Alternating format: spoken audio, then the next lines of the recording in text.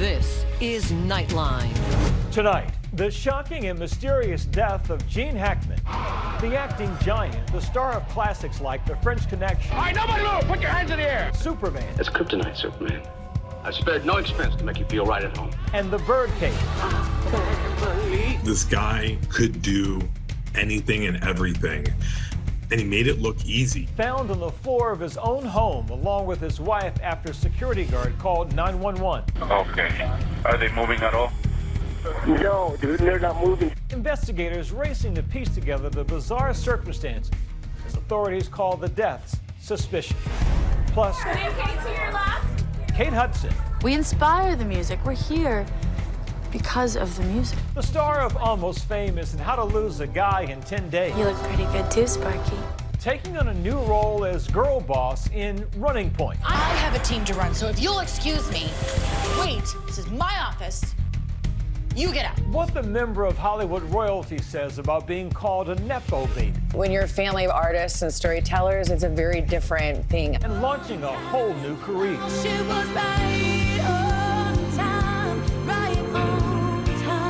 I don't like being afraid of things. Fear makes me angry. And Katy Perry's plan to roar into the stratosphere and beyond. The pop star's mission set to take flight this spring. Good evening. Thank you for joining us. Tonight, shockwaves around the world at the mysterious death of Gene Hackman. The legendary actor found in his home along with the bodies of his wife Betsy and one of their dogs. Tributes pouring in from far and wide as friends and fans remember the actor thought to be one of the craft's most gifted, while investigators try to make sense of what they encountered at the scene. Here's ABC's Mola Lengi. First few words that come to my mind, I think of Gene Hackman: stoic, presence, and then versatile. This guy could do anything and everything, and he made it look easy. He was a legendary leading man, a versatile actor starring in blockbusters like Crimson Tide. Terminator launch, all missiles. And Mississippi Burning, playing a dogged FBI agent investigating the murders of 3 civil rights activists. You got a stupid smile, you know that, pal? But at age 95, Gene Hackman found dead alongside his 65-year-old wife, classic pianist Betsy Arakawa, and one of their dogs at their home in a gated community in Santa Fe, New Mexico. All I can say is they have been deceased for quite a while. Authorities now investigating their deaths as suspicious. Santa Fe 911, what is the emergency? A security guard calling 911 yesterday after a worker at the Hackman property noticed the home's door was ajar. Are they breathing? I have no idea. I'm not inside the house. It's closed. It's locked. I can't go in. But I see them. She's laying down on a floor from the window. Okay. Are they moving at all? No, dude, they're not moving. Just send somebody out here really quick. A search warrant affidavit revealing new information. There was no indication of a struggle. There was no indication of anything that was missing from the home or disturbed.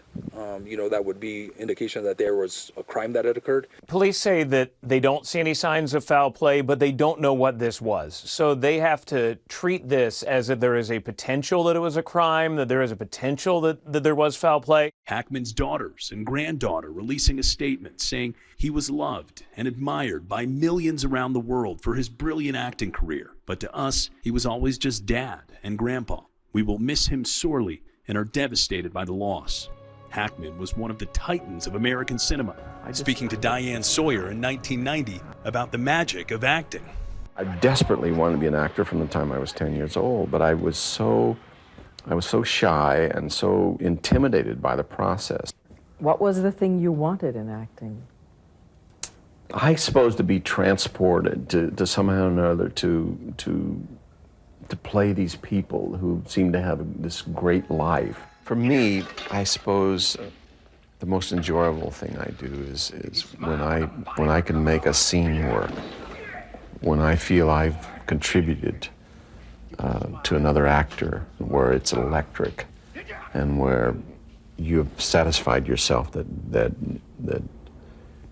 you have done everything you can to make that come alive. That to me is heaven, I suppose. Gene Hackman really feels like one of those actors of the greatest generation. We think of that as like one of the greatest decades of cinema, and he was a huge part of that. It was so interesting to see him transcend into multiple decades. He first made a name for himself in Bonnie and Clyde as Clyde's wily brother, Buck. We're going to have ourselves a time, boy! His illustrious acting career spanning over 5 decades, starting on the stage and transitioning his versatile performances in film and TV, earning him a host of awards, including 2 Academy Awards. His first win coming for his portrayal of Jimmy Popeye Doyle in 1971's The French Connection. I don't buy that, Irv. The stuff is in that car. I'll see you in hell, William Money. And 2 decades later, he would take home the Oscar for Best Supporting Actor for Unforgiven. Yeah. I told you. Hackman was good at playing evil. He did so as Superman's arch nemesis, Lex Luthor, in 3 films. You were great in your day, Superman. Sharing this on GMA from the set of Superman 4. You have little kids come up to you on the street and say, you're the evil guy, and it's kind of fun. He was a mainstay in the 80s and 90s with movies like Enemy of the State with Will Smith, as they worked together to prove Smith's character's innocence. You're either incredibly smart or incredibly stupid. And he would captivate a younger generation in Wes Anderson's The Royal Tenenbaums. But many will remember him as the coach who always knew how to get the best out of his team, rallying his high school basketball players in Hoosiers. If you put your effort and concentration into playing to your potential, to be the best that you can be, I don't care what the scoreboard says at the end of the game, in my book, we're going to be winners. He was both equal, like this cuddly teddy bear, but also sinister at the same time. He was this chameleon of an actor that we don't get very often. He doesn't phone it in. He gives his all every single time. Hackman stepped back from Hollywood in his later years, later revealing he retired because of heart issues. He moved to Santa Fe, New Mexico to spend time in nature and work on his other passion, writing novels. Talking about his quieter life outside Hollywood on CBS Sunday Morning. Almost without exception, every time I walk this path, I think about people who were here, 200 years ago. Hackman and his wife were found inside the Santa Fe home they loved so much. Deputies finding the 95-year-old on the ground near the kitchen area, one observing a pair of sunglasses located near the left of his body, leading him to believe the male individual has suddenly fallen. The bodies showed signs of decomposition, indicating they had been dead for some time. There was no indication of a struggle. There was no indication of anything that was missing from the home or disturbed. They immediately, in a bathroom in the home, found Hackman's wife, Betsy Arakawa, that she was down inside the bathroom. There were pills that were strewn about. There was a prescription medication bottle that was near her. One of the couple's dogs, a German Shepherd, found dead about 10 to 15 feet from Arakawa in a closet of the bathroom. The couple's 2 other dogs found alive on the property. I think there was a dog door where they had access to come in and out of the house. So the other dog didn't. He was in a kennel or a crate. It's concerning that everyone in the house, including the dog, is deceased. Spread my wings and run 1,000 things. Tributes from other actors pouring in from around the world, including Hank Azaria, who co-starred with him in the 1996 comedy The Birdcage. Writing on Instagram, it was an honor and an education working with Gene Hackman, sending all my love to his family and friends. Gwyneth Paltrow, who played Hackman's daughter in The Royal Tenenbaums, simply posting a photo of them together from the movie with a broken heart emoji. And fellow acting great Clint Eastwood remembering his dear friend. There was no finer actor than Gene, intense and instinctive, never a false note. Art is the only language that is universal in this world. It's the only language that we all speak. Art transcends the borders and walls of us all. And when people come out and are grateful for your contribution to that language, it shows a job well done. And it was a language Hackman spoke so well. In 2003, at 72 years old, Hackman was honored with the Cecil B. DeMille Lifetime Achievement at the Golden Globes. I never wanted to be anything but an actor. George Scott had a line in Patton that I think is appropriate. God help me, I love it. I truly do. A life well lived. Our thanks to Mola. When we come back. Ladies and gentlemen! Kate Hudson brought the magic to her breakout role in Almost Famous. How the actress and now singer says she's living life on her own terms, like a boss.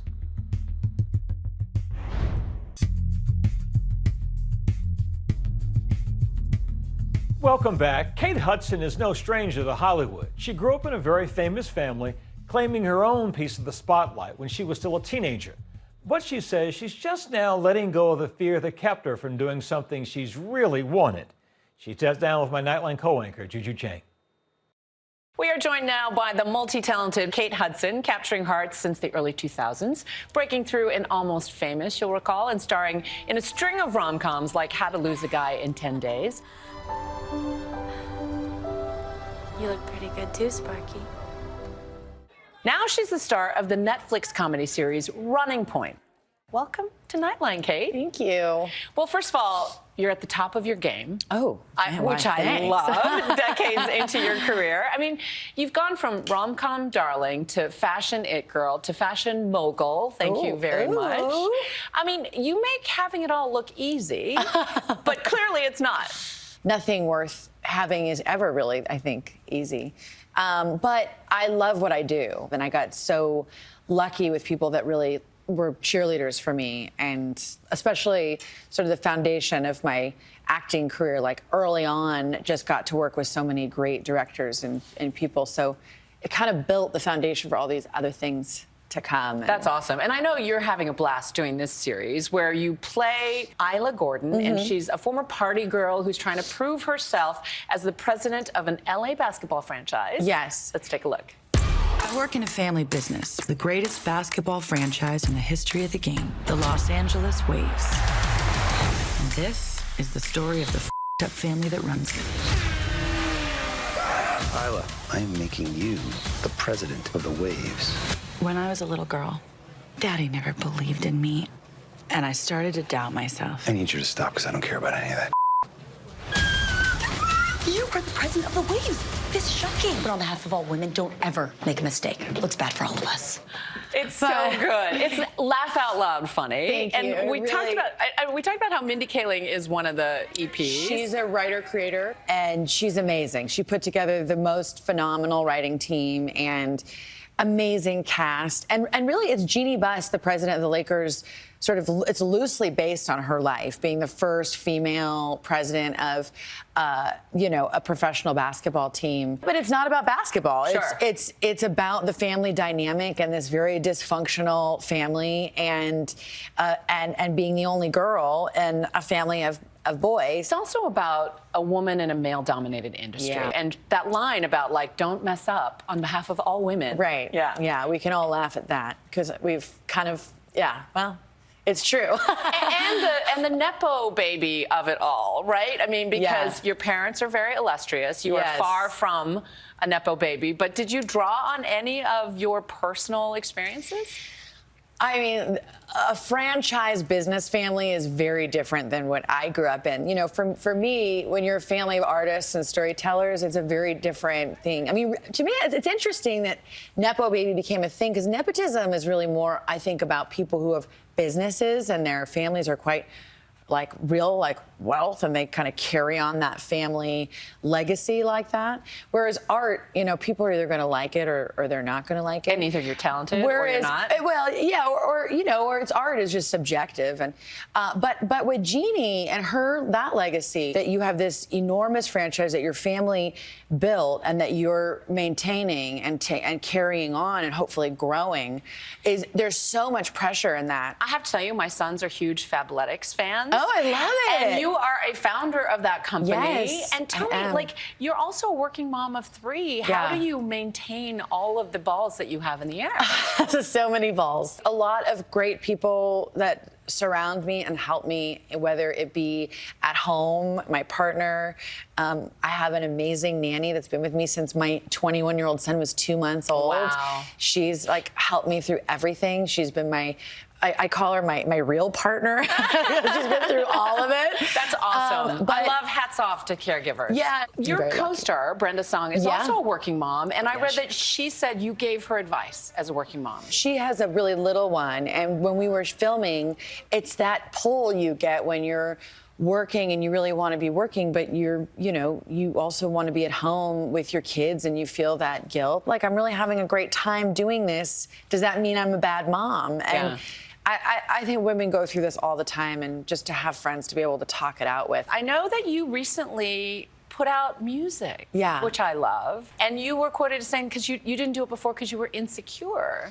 How did, having a life adjacent to music through your 3 real-life partners change that and make you have the courage to be like, I'm going to sing now? For me, with music, it was so vulnerable. It's my most purest art.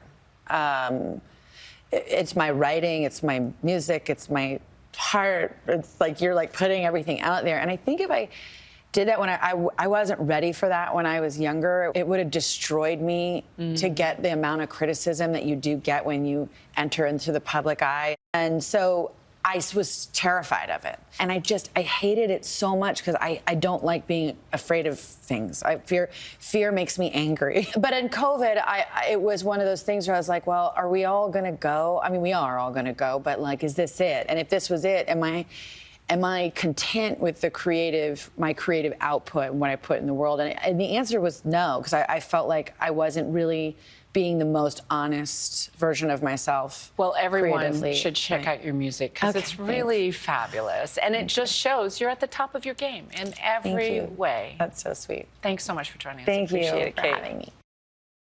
Our thanks to Juju. Running Point is streaming now on Netflix. When we come back,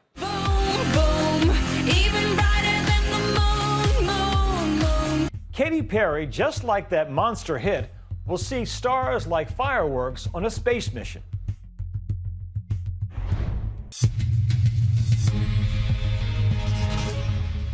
And finally tonight, Katy Perry in space. The pop star signing on to the Blue Origin mission.